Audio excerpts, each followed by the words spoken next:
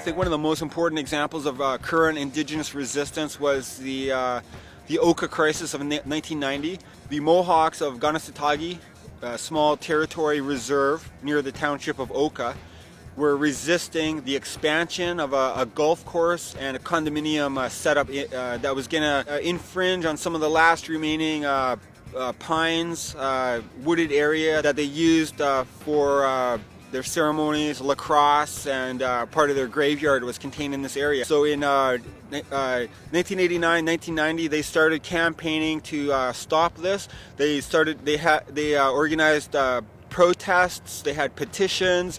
They went to city council in Oka to try to stop this expansion, and the city was just arrogant and just would not listen to the people. They began a blockade of a small dirt road in the pines in Kanehsatake, and they maintained this little blockade for a few months. The township of Oka tried to get a court injunction to order its removal, and on July 11th, the Quebec Provincial Police sent in a large, heavily armed force of tactical officers armed with M16s and tear gas and that, and they went to dismantle this peaceful blockade. But by that time, warriors had rallied to the defense of this blockade and this struggle to protect the pines. And so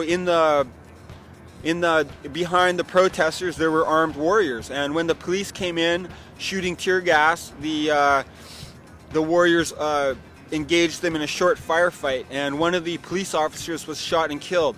After this shootout, the Quebec police retreated. They abandoned most of their vehicles, and this began a 77-day armed siege of the Mohawk community in Kanehsatake. That same morning, Mohawks in Kahnawake seized the Mercier Bridge, also with arms.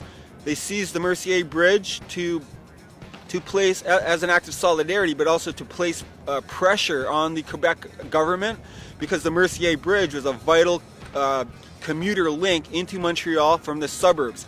And I mean, 100,000 people a day were using this bridge to get to work and to do their business in the city and that. This siege began.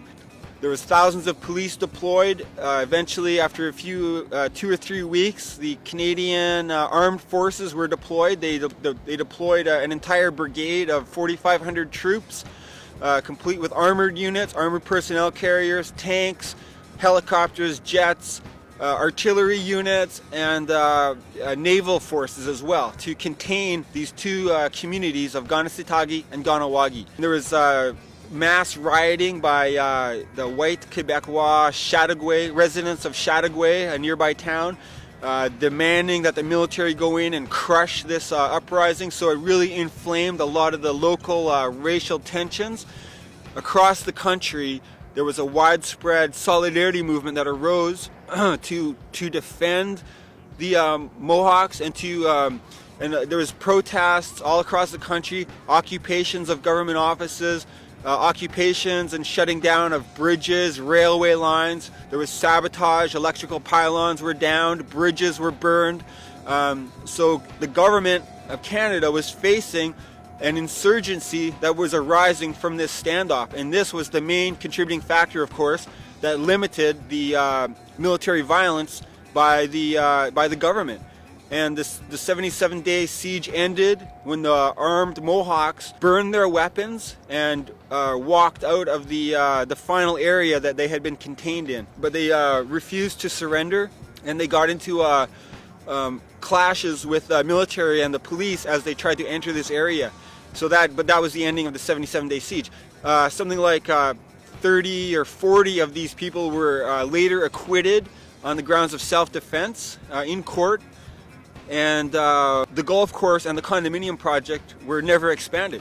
So the Mohawks were victorious. And not only were they victorious in their local struggle, but they helped inspire Indigenous resistance and set the tone for Indigenous resistance throughout the rest of the decade of the 1990s and even up to this day.